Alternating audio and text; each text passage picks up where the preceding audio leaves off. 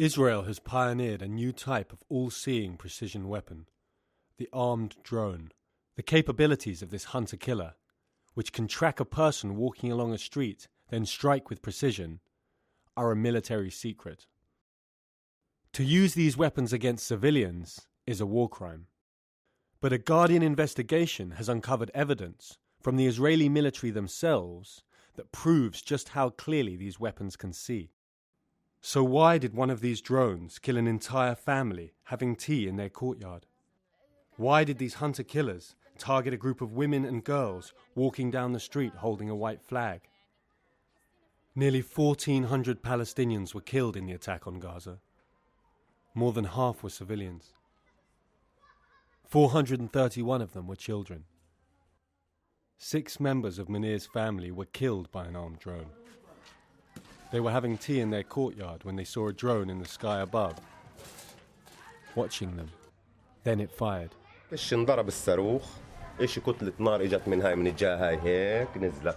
فبعد شوي لما بيطلعوا اللي هو محمد هنا مقطع نصين، أحمد تلت نصاص، وحيد كله محروق عينين ما فيش. أبو وحيد هنا عبارة عن كتلة، البنت نور فيش لها راسها، راسها يعني تقريبا مش مبين. Fatia is Munir's niece. Her mother, father and 4 siblings were killed in the attack. يعني مستعد يقطع يعني أخوي محمد رحت أحمله منتف لحم. مقبرة بنزور بيتنا زي مقبرة ومعدين نزور اللي فيها. The Guardian spent 3 weeks in Gaza investigating why so many civilians and children were killed in the 23-day siege. Were they all cases of mistaken identity? This internal Israeli magazine, obtained by The Guardian, contains eyewitness reports from Israeli soldiers who fought in the conflict. When we investigated further, we found this interview in the magazine's online version, Shavuz. The man quoted is a serving drone operator from the latest offensive. He describes just how clearly these drones can see. We identified a terrorist that looked like an Israeli soldier. Our camera enabled us to see him very clearly.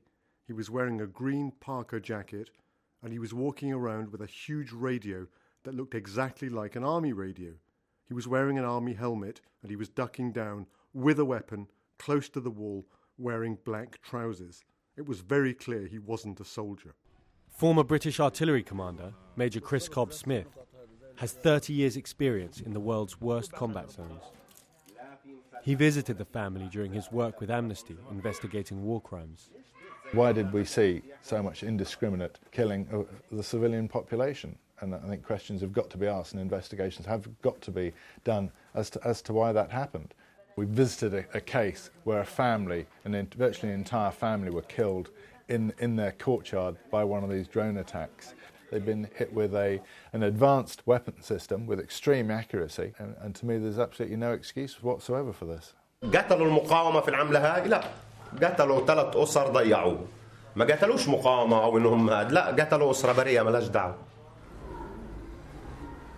حرموهم من الحياة، ليش يعني بيحرمونا من الحياة؟ ليش إحنا محرم علينا إننا نعيش زي أي دولة تانية؟ ليش محرم علينا إننا نعيش؟ وفي النهاية خلصت الحرب، إيش عملوا؟ إيش صار؟ الوضع كما هو. تغير الشيء؟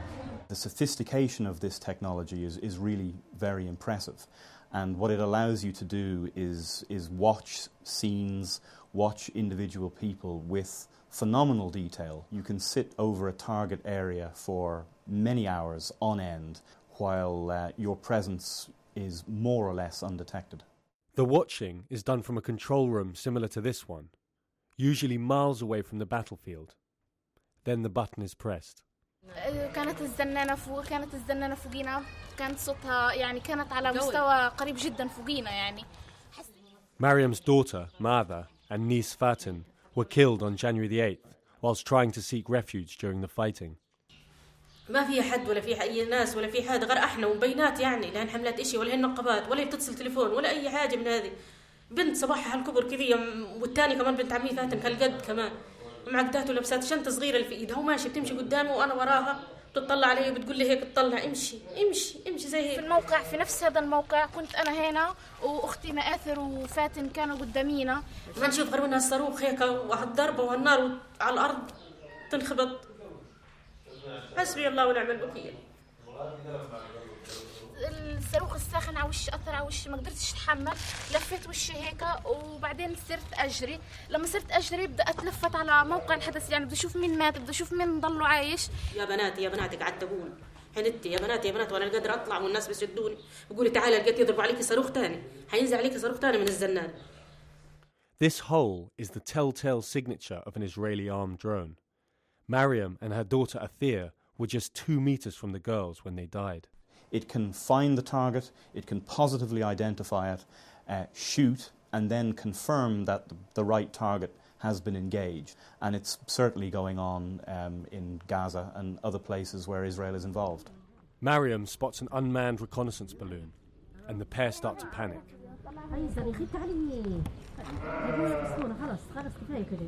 خلاص أرجوك كفاية كذا. خلاص أوزن أنا بخاف، بعرفش أجمع خالص ولا بعرف أفكر.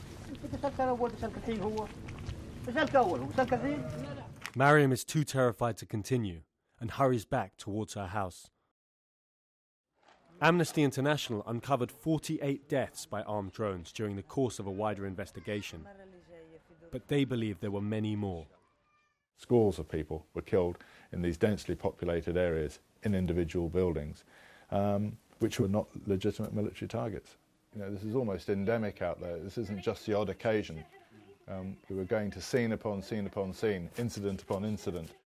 We asked the Israeli army about their use of armed drones on civilians, but they refused to be interviewed. Israel's armed UAVs, these unmanned aerial vehicles, they've been an open secret in Israeli service for years now. I would imagine that there was, from the beginning, an impetus to keep that secret, simply so that the people that they were out to get with these systems wouldn't know what was coming after them. The Israeli army also refused to respond to testimonies by Gazan families whose relatives had been killed in drone attacks. Instead, they offered this written statement.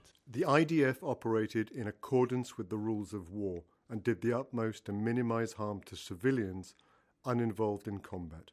The IDF's use of weapons conforms to international law. Each one of these deaths, including the families of Mariam and Munir, was videoed by the drone that killed them. Every mission is recorded and archived. If Israel wants to refute these allegations of war crimes, it has the evidence to do so.